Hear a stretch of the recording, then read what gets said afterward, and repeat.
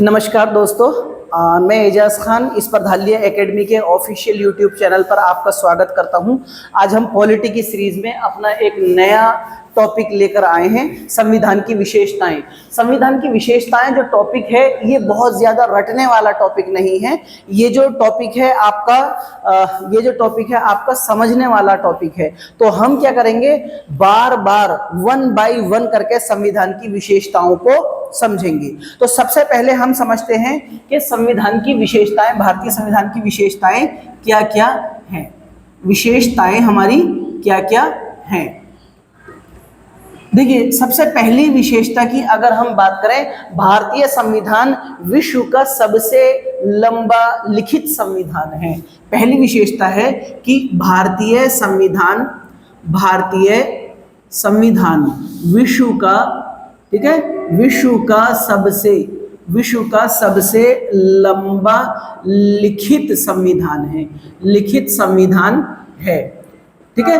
क्योंकि आपको मालूम होगा, भारत बहुत विविधताओं से भरा हुआ देश है। भारत में अलग अलग निर्जातीय समूह के, अलग अलग धर्म के, अलग अलग भौतिक क्षेत्रों के, अलग अलग भाषा वाले व्यक्ति रहते हैं। इसलिए इन सभी विविधताओं को एक सूत्र में पिरोने के लिए संविधान के अंदर सभी को न्याय देना था। जब सभी को न्याय देना था, इसी वजह से सब लोगों के अधिकार को इसमें समाहित किया गया है। इसी कारण भारतीय संविधान बहुत लंबा हो गया। और ध्यान रखना, पहली विशेषता क्या है, भारतीय संविधान विश्व का सबसे लंबा लिखित संविधान है। जो मूल संविधान अर्थात जिस टाइम संविधान सभा ने इसको बनाकर लागू किया गया था, उस टाइम लगभग हमारे इसमें 395 आर्टिकल थे, 8 अनुसूचियां थी और आपका 22 भाग थे।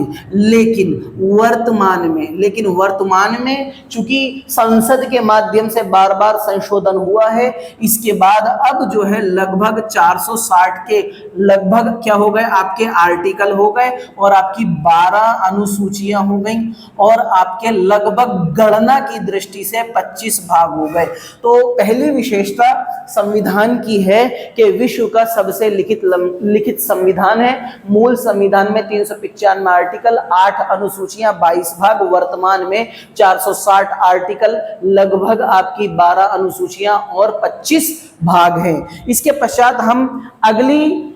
पश्चात हम जो है अगली संविधान की विशेषता पे चलते हैं। कि भारत जो है एक संप्रभु राष्ट्र है। भारत क्या है आपका, एक संप्रभु राष्ट्र है।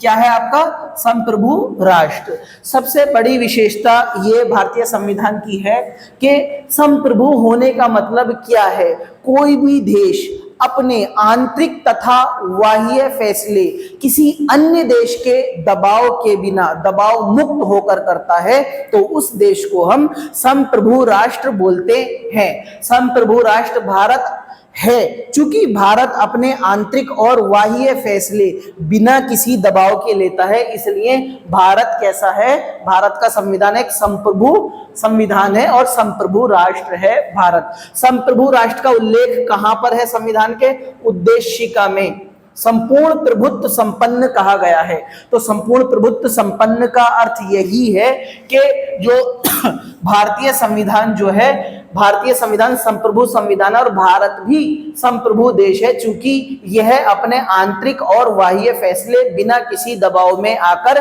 करता है। इसके पश्चात अगर हम बात करते हैं, अगली विशेषता भारतीय संविधान की है समाजवादी। क्या है आपका, समाजवादी।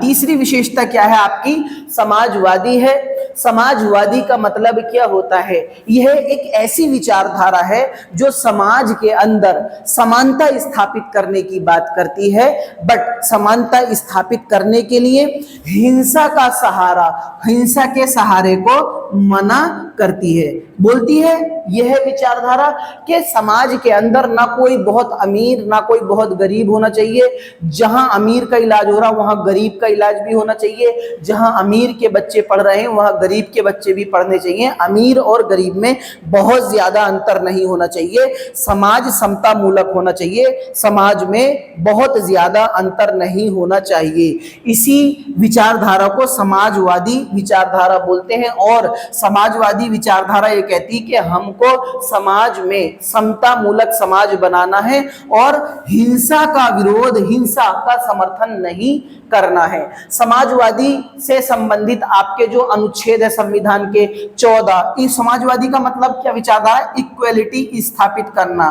क्या है आपका? इक्वेलिटी स्थापित करना। तो आपके आर्टिकल 14, 15, 16 और आपका 17, ये सारे अनुच्छेद जो हैं बराबरी स्थापित करने की बात करते हैं। 14 विधि के समक्ष समता, विधियों का समान संरक्षण। 15 कोई भी राज्य, धर्म, मूल, वंश, जाति, लिंग के आधार पर किसी व्यक्ति के साथ भेदभाव नहीं करने का, यह भी समानता की बात करता है। अनुच्छेद 16 लोक नियोजन में अवसर की समानता, यह भी आपकी समानता की बात करता है। अनुच्छेद 17 अस्पृश्यता का उन्मूलन अर्थात छुआछूत का उन्मूलन, छुआछूत को मना करता है, यह भी समानता स्थापित करने को बात करता है। तो भारतीय संविधान की विशेषता है आपकी समाजवादी। ठीक है, समाजवादी का मतलब है इक्वेलिटी स्थापित करना। और आपका 14, 15, 16, 17 अनुच्छेद में आपका ये दिखाई देता। प्लस समाजवादी जो शब्द है आपका उद्देशिका में भी आपका या प्रस्तावना में भी दिखाई देता है। 42वें संविधान संशोधन के साथ क्या है? समाजवादी शब्द को भारतीय संविधान में जोड़ा गया था। इसके पश्चात अगर हम बात करते हैं कि अगली विशेषता क्या है भारतीय संविधान की, अगली विशेषता है पंथ निरपेक्षता। अगली विशेषता क्या है आपकी? पंथ निरपेक्षता। पंथ निरपेक्षता का अर्थ क्या है? पंथ निरपेक्षता का अर्थ है कि राज्य का कोई धर्म नहीं होता, अर्थात केंद्र सरकार या राज्य सरकार का कोई धर्म नहीं होता। राज्य सरकार सभी धर्मों के प्रति समान व्यवहार अपनाएगी, किसी भी धर्म के साथ भेदभाव का व्यवहार नहीं अपना सकती। इसी चीज को पंथ निरपेक्ष कहते हैं। मतलब राज्य मतलब केंद्र सरकार या राज्य सरकार का कोई धर्म नहीं होता, अर्थात राज्य अगर संरक्षण देगा तो सभी धर्मों को समान रूप से संरक्षण देगा। राज्य किसी भी धर्म के साथ भेदभाव नहीं कर सकता। और पंथ निरपेक्षता शब्द का उल्लेख कहां पर है? आपका उद्देशिका में मिलता है। इसको तो जोड़ा गया था कौन से संविधान संशोधन के साथ? 42वें संविधान संशोधन के तहत इसको जोड़ा गया था। और पंथ निरपेक्षता की बातें कहां पर मिलती हैं आपकी?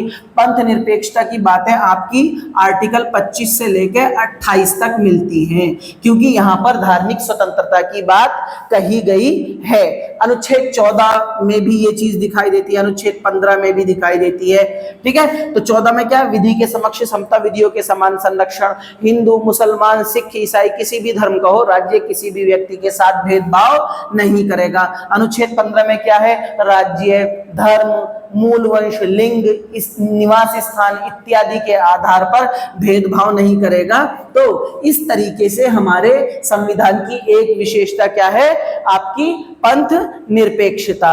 अगली हम करते हैं, अगली विशेषता है हमारी गणतंत्र। अगली विशेषता क्या है हमारी? गणतंत्र की बात करते हैं। अगर गणतंत्र की बात करें, गणतंत्र की बात करें तो गणतंत्र का अर्थ होता है राज्य के अंदर जो सर्वोच्च पद होता है, अर्थात भारत के अंदर सर्वोच्च पद जो है वो राष्ट्रपति का है। जो सर्वोच्च पद होता है, जो आपका राज्य में सर्वोच्च पद होता है, वो वंशानुगत नहीं होता। क्या नहीं होता? वंशानुगत नहीं होता, अर्थात उसका चुनाव या निर्वाचन होता है। ठीक है, निर्वाचन, इलेक्शन होता है। आप देखिए अपने यहाँ पर राष्ट्रपति होते हैं, ऐसा तो नहीं है जो इंसान अब राष्ट्रपति, फिर उनकी संतान बनेगी, फिर उनके पोते बनेंगे, उनके परपोते, पीढ़ी दर पीढ़ी, ऐसा नहीं है। जो इंसान चुनाव जीतेगा राष्ट्रपति का, वही राष्ट्रपति के पद पर आसीन होगा। इसलिए चूंकि भारतीय संविधान में जो सर्वोच्च पद अर्थात राष्ट्रपति का पद है, भारतीय राष्ट्रपति का पद है, वो वंशानुगत नहीं है। इसलिए भारतीय जो संविधान की एक विशेषता गणतंत्रात्मक विशेषता, और गणतंत्रात्मक विशेषता भारत में कहां से ली गई थी? फ्रांस के संविधान से ली गई थी, फ्रांस के संविधान से ली गई थी। तो क्वेश्चन ऐसे आ जाता है कि भारतीय संविधान में गणतंत्र या प्रस्तावना में गणतंत्र शब्द का उल्लेख है, निम्नलिखित में से गणतंत्र शब्द का क्या अर्थ है? Option A, B, C, D. तो आपको निशान लगाना, कॉन्सेप्ट समझे हुए होंगे तो आप आसानी से चीजों को डील कर लेंगे, अन्यथा ये रटने वाली चीज नहीं है। गणतंत्र के बाद अगर हम बात करते हैं, जो भारत की प्रणाली है वो संसदीय शासन प्रणाली है। कैसी है आपकी? भारत की जो प्रणाली है वो संसदीय शासन प्रणाली है। तो अगला भी है संसदीय शासन प्रणाली। देखो, भारत के अंदर केंद्र स्तर पर क्या होती है? हमारी संसद होती है, ठीक है। राज्यों के स्तर पर क्या होती है? आपकी विधान मंडल होता है, ठीक है। तो यहाँ पर संसद में क्या होता है? संसद के सदस्यों को क्या बनाया जाता है? मंत्री बनाया जाता है। इनका जो ग्रुप होता है वो आपका मंत्रिमंडल होता है, ठीक है। यहाँ पर विधान मंडल के जो सदस्य, जिनको एमएलए बोला जाता है, वो आपके राज्य के, आपके जो मंत्रिमंडल होता है, राज्य के मंत्रिमंडल के सदस्य होते हैं।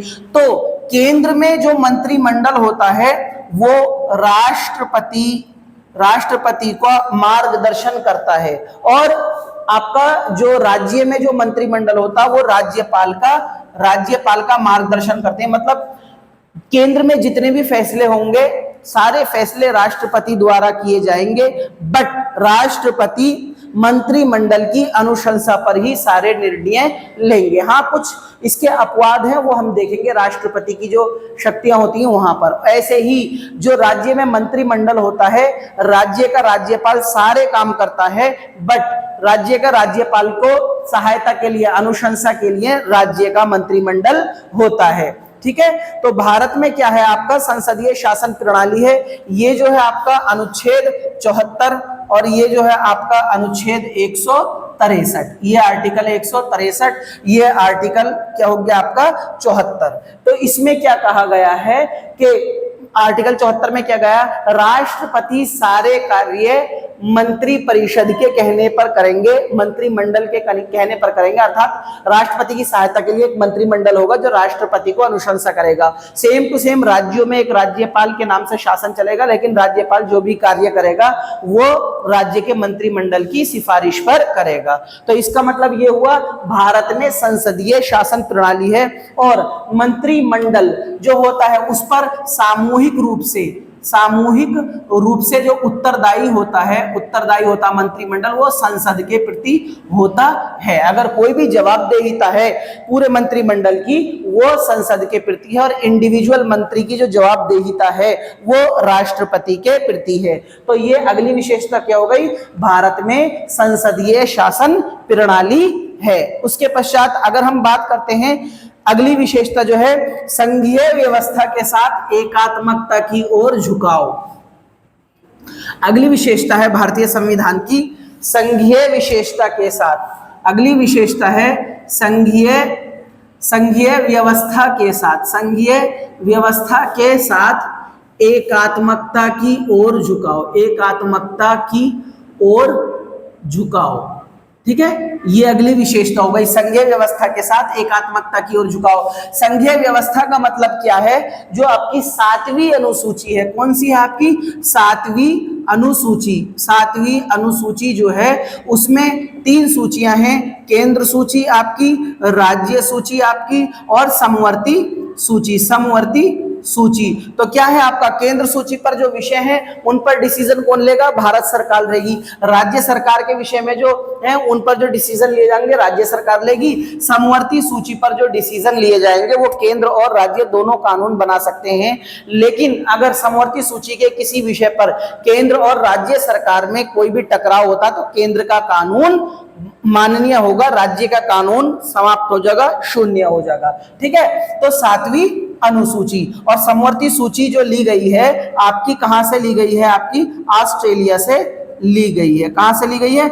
ऑस्ट्रेलिया से। तो आपका संघीय व्यवस्था का मतलब यह है कि भारत के अंदर ना तो केंद्र सरकार राज्य के कार्य में हस्तक्षेप करेगी, ना ही राज्य सरकार केंद्र के काम में हस्तक्षेप करेगी। यदि एक दूसरे में हस्तक्षेप करेंगी तो निश्चित रूप से सरकार चलाने में बहुत ज्यादा दिक्कतें होंगी, और इस तरीके की व्यवस्था होती तो प्रत्यक्ष या परोक्ष रूप से राज्य या देश का नुकसान होगा। चूंकि व्यवस्थाएं आपस में टकराए नहीं, सबका जो है अधिकार क्षेत्र बांट दिया, इसी अधिकार क्षेत्र बांटने की व्यवस्था को संघीय व्यवस्था कहते हैं। दूसरी चीज, संघीय व्यवस्था के साथ एकात्मकता की ओर झुकाव है। एकात्मकता की ओर क्यों झुकाव है? तो क्यों? राज्यों को पावर है, लेकिन राज्यों को पावर के साथ साथ केंद्र को ज्यादा शक्तियां प्राप्त हैं, जैसे कि आपकी अखिल भारतीय सेवाएं, अखिल भारतीय सेवाएं, अखिल भारतीय सेवाएं। अब देखिए, कोई भी आईएएस आईपीएस अधिकारी, भारतीय फॉरेस्ट वन अधिकारी जो होते हैं वो केंद्र सरकार के अधीन होते हैं, राज्यों में भी काम करते हैं, लेकिन डायरेक्ट इनडायरेक्टली वो जो दबाव मानते हैं उनका झुकाव जो रहता केंद्र की ओर रहता, और केंद्र सरकार कभी कभी अखिल भारतीय सेवा के जो सदस्य होते हैं उनका प्रयोग अपने राजनीतिक एजेंडों को आगे बढ़ाने के लिए करती हैं। एकात्मकता की ओर झुकाव का पहला उदाहरण यह है। दूसरा क्या है? राज्यपाल का पद। राज्यपाल का पद बहुत ज्यादा कंट्रोवर्शियल पद है, और राज्य सरकार, जहां पर केंद्र और राज्यों में अलग अलग दलों की सरकार होती, वहां पर राज्यपाल और उस राज्य की चुनी हुई सरकार में खटक पटक देखने को मिलती है। उदाहरण के लिए जैसे कि आपके सुश्री कुमारी ममता बनर्जी थी, उनका जो अपने पूर्व राष्ट्रपति जगदीप धनखड़ जब वो पश्चिमी बंगाल के गवर्नर थे तो बहुत ज्यादा कॉन्फ्लिक्ट देखा गया। तो राज्यपाल का पद भी आपका ये केंद्र की ओर झुकाव होता है, अखिल भारतीयों का। और अवशिष्ट शक्तियां, अवशिष्ट शक्तियां जो है आपकी, अवशिष्ट शक्तियां जो है वो केंद्र के पास हैं, केंद्र के पास हैं। तो अवशिष्ट शक्तियां क्या होती हैं? वह विषय जो ना तो राज्य सूची में होते, ना ही केंद्र सूची में होते, ना ही समवर्ती सूची में होते, ऐसे विषयों को अवशिष्ट शक्तियां कहते हैं। और अवशिष्ट शक्तियों पर कानून बनाने का अधिकार जो होता है आपका केंद्र सरकार का होता, तो ये भी एकात्मकता की ओर झुकाव का उदाहरण है। तो इस तरीके से यह एक संविधान की विशेषता है। भारतीय संविधान में संघीय व्यवस्था के साथ एकात्मकता की ओर झुकाव देखा गया है। एकात्मकता की ओर झुकाव का मतलब अखिल भारतीय सेवाओं का झुकाव केंद्र की ओर, राज्यपाल का पद, अवशिष्ट शक्तियां केंद्र के पास। अगली विशेषता देखते हैं भारतीय संविधान की, मौलिक अधिकार। अगली विशेषता देखते हैं हम, मौलिक अधिकार। भारतीय संविधान की अगली विशेषता है आपकी मौलिक अधिकार। मौलिक अधिकार, तो भारतीय संविधान में मौलिक अधिकार का उल्लेख है। तो कहां पर है भारतीय संविधान में? भाग 3 में मौलिक अधिकार का उल्लेख है। मौलिक अधिकार कहां से लिए गए थे? यूएसए के संविधान से लिए गए थे। तो मौलिक अधिकार क्या है? राज्य के विरुद्ध नागरिकों की गारंटी है। अगर राज्य सरकार, केंद्र सरकार, कोई भी अधिकारी, लोक सेवक आपके मौलिक अधिकारों को छीनता है तो आप माननीय सुप्रीम कोर्ट में, उच्चतम न्यायालय में या हाई कोर्ट में जाकर रिट जा सकते हैं। सुप्रीम कोर्ट में जो जाएंगे आप आर्टिकल 32 के तहत जाएंगे, हाई कोर्ट में जो जाएंगे आप आर्टिकल 226 के तहत जाएंगे। तो आपका ये कौन से भाग 3 में है आपका, ठीक है, यूएसए से लिया गया है। राज्य के विरुद्ध गारंटी है और ये आपके वाद योग्य हैं। क्या है आपका? वाद योग्य है मौलिक अधिकार आपके। समझ रहे हैं बात को? वाद योग्य है अर्थात कोई भी व्यक्ति अगर आपके मौलिक अधिकारों का हनन करता तो आप माननीय उच्चतम न्यायालय या उच्च न्यायालय में अपनी सुनवाई करवाने के लिए जा सकते हैं। तो इसकी एक विशेषता हमारी भारतीय संविधान की मौलिक अधिकार हो गई। अगली विशेषता की अगर हम बात करते हैं, राज्य के नीति निदेशक तत्व, ठीक है। अगली विशेषता की अगर हम बात करते हैं, राज्य के नीति निदेशक तत्व, क्या बोलते हैं इनको? शॉर्ट में हम बोलते हैं डीपीएसपी। क्या हो गया आपका? राज्य के नीति निदेशक, राज्य के नीति निदेशक तत्व अगली विशेषता है हमारी। ठीक है, राज्य के नीति निदेशक तत्व अगली विशेषता है। देखिए, राज्य के जो नीति निदेशक तत्व कहां से लिए गए हैं? आपके आयरलैंड से लिए गए हैं। कहां से? आयरलैंड के संविधान से कॉपी किए गए हैं। भाग आपके 4 में है राज्य के नीति निदेशक तत्व। और जी आपका राज्य के निदेशक तत्व क्या होता है? जो राज्य की कल्याणकारी भावना आती है, कल्याणकारी भावना जो आती है, ये क्वेश्चन आया हुआ है। राज्य की कल्याणकारी भावना जो आती है वो आपके राज्य के नीति निदेशक तत्व से ही आती है। भाग 4 में है, आयरलैंड से लिए गए हैं। कल्याणकारी राज्य की भावना आपकी नीति निदेशक तत्वों से आती है। इसके बाद अगर हम बात करते हैं मौलिक कर्तव्य, डीपीएसपी राज्य के नीति निदेशक तत्व संविधान की विशेषता है। अगली जो विशेषता है आपकी मौलिक कर्तव्य भारतीय संविधान की। अगर हम अगली विशेषता की बात करते हैं तो अगली विशेषता हो गई आपकी मौलिक कर्तव्य। तो मौलिक कर्तव्य जो है मूल संविधान में शुरू से नहीं थे, ये कब जोड़े गए थे? बाद में जोड़े गए थे। ठीक है, कौन से भाग में है? ये भाग जो है हमारा 4A या 4 का है। ये कौन से अनुच्छेद में है? ये आपके अनुच्छेद 51A में है। कौन से अनुच्छेद में है? 51A में है। मौलिक कर्तव्य का मतलब क्या है?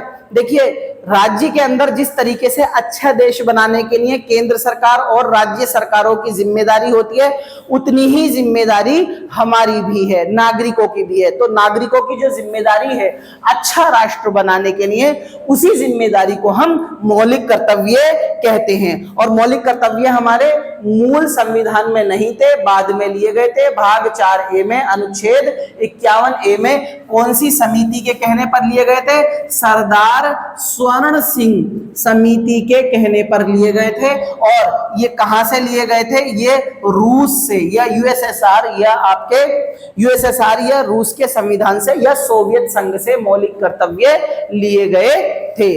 अगली अगर हम बात करते हैं स्वतंत्र न्यायपालिका, अगली भारतीय संविधान की विशेषता है स्वतंत्र न्यायपालिका। अगली भारतीय संविधान की विशेषता है स्वतंत्र न्यायपालिका। अगली कौन सी विशेषता है? स्वतंत्र न्यायपालिका।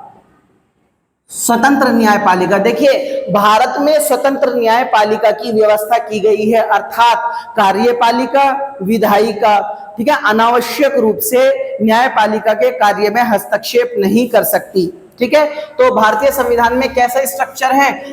न्यायपालिका का सबसे शीर्षस्थ अदालत जो होती है आपकी माननीय उच्चतम न्यायालय, कौन सी होती है? उच्चतम न्यायालय। दूसरे लेवल की जो होती है आपकी हाई कोर्ट, उच्च न्यायालय होती है, उच्च न्यायालय होती है। और तीसरी कौन सी होती है? जिला अदालत, जिला एवं सत्र न्यायालय, जिला एवं सत्र न्यायालय होती है। ठीक है, तो उच्चतम न्यायालय का जो उल्लेख है आपका अनुच्छेद 124 में किया गया है और उच्च न्यायालय का जो उल्लेख है अनुच्छेद 214 में किया गया है। ठीक है, तो क्या होता है? हर राज्य का अपना हाई कोर्ट अलग है और पूरे भारत की एक अदालत, इसका कार्य क्षेत्र जो है संपूर्ण भारत है। तो ये उच्च न्यायालय, तो कोई भी सरकार कार्यपालिका न्यायपालिका के कार्य में हस्तक्षेप नहीं कर सकता, स्वतंत्र न्यायपालिका है।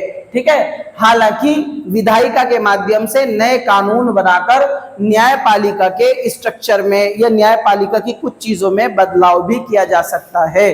ठीक है, इसके पश्चात स्वतंत्र न्यायपालिका के बाद अगर हम बात करते हैं अगली भारतीय संविधान की विशेषता एकल नागरिकता। कौन सी विशेषता है आपकी? एकल। अगली विशेषता है आपकी एकल नागरिकता। अगली विशेषता क्या है? एकल नागरिकता। तो क्या है एकल नागरिकता का अर्थ है कि भारत का नागरिक एक समय में केवल एक ही नागरिकता धारण कर सकता है, केवल एक ही नागरिकता धारण कर सकता है। अगर भारतीय नागरिक ने किसी दूसरे देश की नागरिकता ले ली तो उसकी भारतीय नागरिकता स्वतः ही समाप्त हो जाएगी। मतलब कहने का मतलब ये, अगर आप भारत के नागरिक हैं तो एक समय में केवल आप भारत की ही नागरिकता ले सकते हैं। अगर आपने भारत के नागरिक होने के साथ साथ किसी दूसरे देश की नागरिकता ले ली तो आपकी नागरिकता, भारतीय नागरिकता ऑटोमेटिकली खत्म हो जाएगी। ठीक है, भारत में कैसी है, एकल नागरिकता का प्रावधान है। एकल नागरिकता भारत में कहां से ली गई थी, इंग्लैंड के संविधान से ली गई थी। कहां से ली गई थी, इंग्लैंड के संविधान से। यह आपका यूके से ली गई थी एकल नागरिकता। और नागरिकता से संबंधित जो प्रावधान है वो आपके भाग 2 में है। कौन से अनुच्छेद से, अनुच्छेद 5 से 11 तक जो है आपके भारतीय, ठीक है, आपके भाग 2 में 5 से 11 तक नागरिकता से संबंधित कानून बनाने का अधिकार सिर्फ और सिर्फ किसको है, संसद को है। अनुच्छेद 11 कहता है कि नागरिकता से संबंधित कानून बनाने का अधिकार सिर्फ आपका संसद को है। अनुच्छेद 11 में नागरिकता भाग 2 में अनुच्छेद 5 से 11 तक भारतीय नागरिक, भारत का नागरिक एक समय में केवल एक ही नागरिकता ले सकता है। और इंग्लैंड से हमने एकल नागरिकता का प्रावधान लिया गया है। ध्यान रखना कि अमेरिका में ध्यान रखना, अमेरिका में दोहरी नागरिकता का प्रावधान है, दोहरी नागरिकता का प्रावधान है। भारत में, इंग्लैंड में जो है आपकी इकहरी नागरिकता का प्रावधान है। इसके पश्चात अगर हम बात करते हैं सार्वभौमिक वयस्क मताधिकार, अगली विशेषता है भारतीय संविधान की सार्वभौमिक वयस्क मताधिकार। अगली विशेषता क्या है भारतीय संविधान की, सार्वभौमिक वयस्क मताधिकार। ठीक है, तो सार्वभौमिक वयस्क मताधिकार का मतलब यह है भारत के अंदर कोई भी व्यक्ति अगर 18 वर्ष का हो चुका है, 18 वर्ष का हो चुका और उसका वोटर लिस्ट में नाम है, क्या है आपका, वोटर लिस्ट में नाम है, तो वो वोट मतदान कर सकता है, वो मतदान कर सकता है। सबसे पहली चीज, ठीक है। सार्वभौमिक वयस्क मताधिकार जो था आपका 61वें संविधान संशोधन, 61वें संविधान संशोधन ये कब हुआ था, 1988 में हुआ था। 21 वर्ष से वोटिंग की आयु घटाकर 18 वर्ष की गई थी। ये प्रश्न आया हुआ है कि जो वोटिंग की जो आयु है 21 वर्ष से घटाकर 18 वर्ष कब की गई थी, उत्तर हो जाएगा 61वें संविधान संशोधन के माध्यम से 1988 में हुआ था। तो ये क्या हो गई आपकी सार्वभौमिक वयस्क मताधिकार की बात हो गई। इसके बाद अगर हम बात करते हैं कि संविधान की, ठीक है, संविधान जो है भारतीय संविधान अंशतः कठोर और अंशतः लचीला है। ये बहुत बार, अब जो मैं ये विशेषता लिखने जा रहा हूं तो क्या है, भारतीय संविधान अंशतः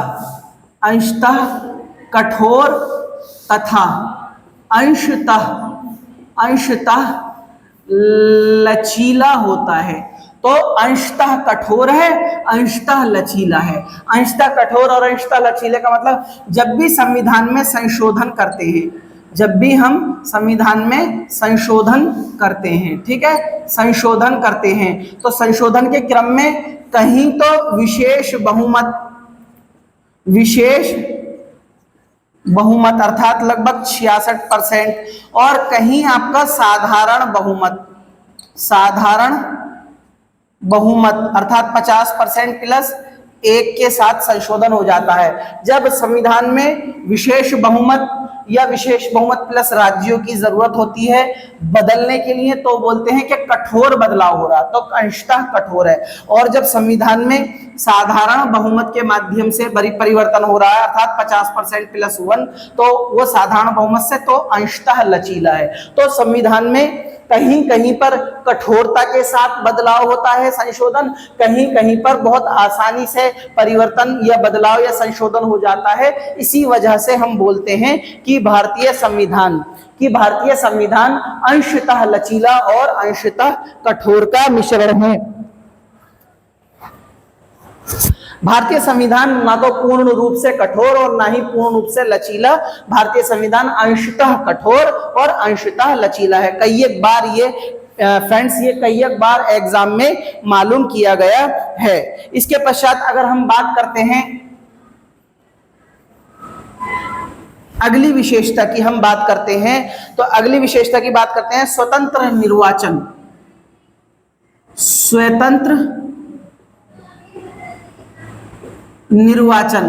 तो भारत के अंदर जो हमारे दो स्तर पर निर्वाचन आयोग होते हैं, निर्वाचन आयोग, निर्वाचन आयोग, देखो ये कहाँ होता है आपका, केंद्रीय निर्वाचन आयोग। क्या होता है आपका ये केंद्रीय निर्वाचन आयोग, ये होता है आपका राज्य निर्वाचन आयोग। जो केंद्रीय निर्वाचन आयोग होता है इसका उल्लेख आर्टिकल 324 में है और इसका उल्लेख आपका आर्टिकल 243, इसका जो उल्लेख है आर्टिकल 243 के में है। ठीक है, तो ये दोनों सरकार से स्वायत्त निकाय हैं, सरकार के दबाव में काम नहीं करते, दोनों संवैधानिक बॉडी हैं। प्रथम केंद्रीय निर्वाचन आयोग का गठन 1951 में हुआ था। यह जो हुआ था राज्य निर्वाचन आयोग आपका 1992 में 72वें और 73वें और 74वें संविधान संशोधन के माध्यम से इनको संवैधानिक दर्जा दिया गया था। तो ये जो निर्वाचन आयोग जो होते हैं ये आपके निर्वाचन कराने के लिए जिम्मेदार बॉडीज है, ये सरकार के अधीन काम नहीं करती। अगर सरकार के अधीन काम करेंगे तो सरकारें अपने राजनीतिक प्रोपेगेंडे को, एजेंडे को आगे बढ़ाने के लिए क्या करेंगी, इन पर दबाव डालेंगी और लोकतंत्र हमारा क्या होगा, खतरे में पड़ जाएगा। तो लोकतंत्र को बचाने के लिए ये जरूरी है जो केंद्रीय निर्वाचन आयोग और राज्य निर्वाचन आयोग ये क्या रहना चाहिए, ऑटोनोमस रहने चाहिए। केंद्रीय निर्वाचन आयोग की जिम्मेदारी काय काय का चुनाव कराते हैं, ये लोकसभा का चुनाव कराते हैं, राज्यसभा का चुनाव कराते हैं और ये आपके एमएलए का चुनाव कराते हैं, ये आपके एमएलसी का चुनाव कराते हैं, ये आपके राष्ट्रपति का चुनाव कराते हैं और ये आपका उपराष्ट्रपति का चुनाव कराते हैं। और ये जो होता है आपका, ये पंचायती राज व्यवस्था के चुनाव कराते हैं, पंचायती राज व्यवस्था के, और स्थानीय निकाय, स्थानीय निकायों के चुनाव कराते हैं। स्थानीय निकायों का मतलब है आपका ये नगर पालिका, नगर निगम, नगर परिषद, इनका। तो ये जो निर्वाचन आयोग है, चाहे केंद्रीय चाहे राज्य निर्वाचन आयोग, केंद्रीय निर्वाचन आयोग अनुच्छेद 324, राज्य निर्वाचन आयोग 243 के, ठीक है। तो ये जो है सरकारों के दबाव में नहीं, दबाव मुक्त रहकर काम करते हैं। और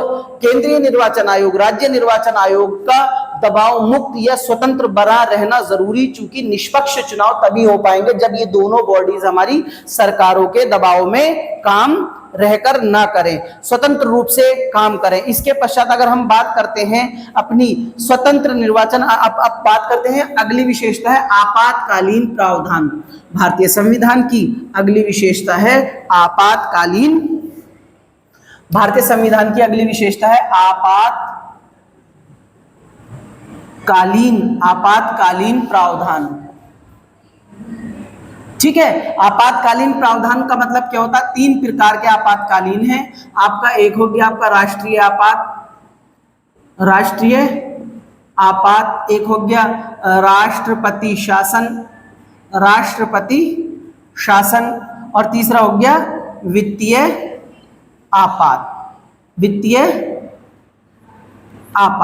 तो ये हो गया आपका 352, ये हो गया आपका 356, ये हो गया आपका आर्टिकल 360। ठीक है, ये हो गया आर्टिकल 360। तो राष्ट्रीय आपात की घोषणा कौन करता है, राष्ट्रपति शासन की भी घोषणा राष्ट्रपति करते हैं, वित्तीय आपात की घोषणा भी राष्ट्रपति करते हैं। राष्ट्रीय आपात की घोषणा कौन करेगा, मंत्रिमंडल की लिखित अनुशंसा पर राष्ट्रपति क्या करेंगे, घोषणा करेंगे। ठीक है, एक बार घोषणा होने के पश्चात संसद से मंजूरी जरूरी है राष्ट्रीय आपात की, और एक बार जब संसद से मंजूरी मिल गई तो 6 महीने के लिए, 6 माह के लिए ये एक्सटेंड हो जाती है। सेम टू सेम राष्ट्रपति शासन की जो राष्ट्रपति शासन की घोषणा राष्ट्रपति करते हैं। अगर राष्ट्रपति को ऐसे लग जाए किसी राज्य के अंदर संवैधानिक तंत्र विफल हो चुका है तो उस राज्य के अंदर सरकार को गिराकर राष्ट्रपति शासन लग सकता है। राष्ट्रपति शासन में सामान्यतः